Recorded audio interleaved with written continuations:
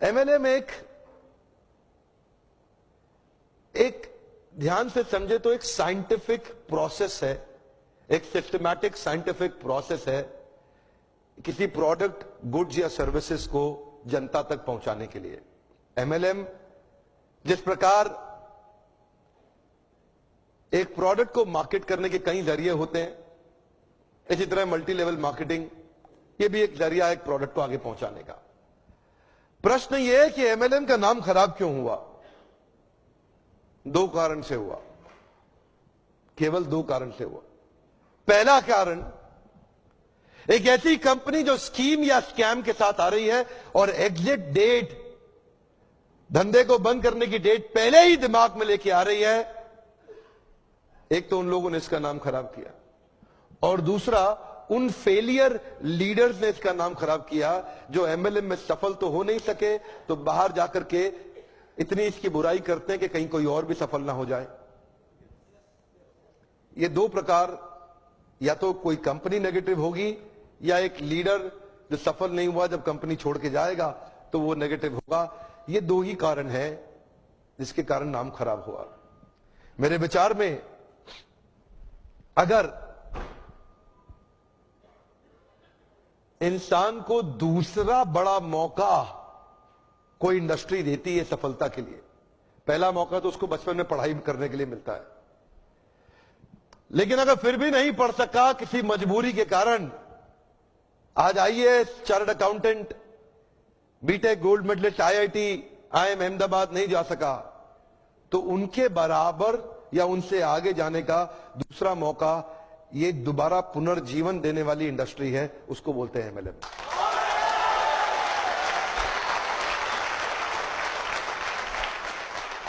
सामने कैमरा चल रहा है, मैं पब्लिक में पहली बार ये बता रहा हूं कि अगर जो मेरी अपनी संतान होगी,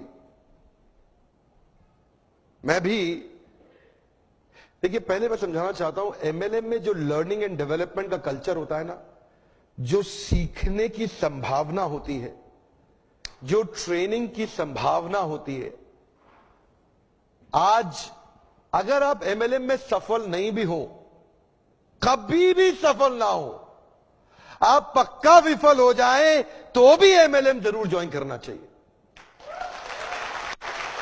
अगर आपको कभी भी सफलता नहीं मिलती, कोई बात नहीं, एमएलएम जरूर ज्वाइन करना चाहिए। हमारे देश के हर नौजवान को करना चाहिए, हमारे देश के हर बुद्धिमान व्यक्ति को करना चाहिए। और आपको बताऊंगा, मैं अपने बेटे को भी एमएलएम जरूर ज्वाइन कराऊंगा। मैं ऐसा, उसकी मर्जी है, अगर वो नहीं रहना चाहता नहीं रहेगा, लेकिन एक बार अपने प्रेम से उसको विश्वास दिला के कुछ महीनों के लिए तो जरूर ज्वाइन कराऊंगा। यहां पे रहने वाला आदमी, नेगेटिविटी को हैंडल करने वाला आदमी, नेगेटिव कस्टमर के साथ बाउंस बैक कर जाने वाला आदमी, नेगेटिव लोगों के अगेंस्ट खड़े होकर के बिना तनख्वाह के अपने आप को एस्टैब्लिश कर देने वाला आदमी, एक पॉजिटिविटी का पहाड़ जनरेट कर देने वाला आदमी, ऐसी सीख कोई और इंडस्ट्री अभी नहीं दे पा रही है हमारे देश में या दुनिया के अंदर। ये केवल एक ऐसी इंडस्ट्री है जो अंदर से आपको ताकतवर बना सकती है।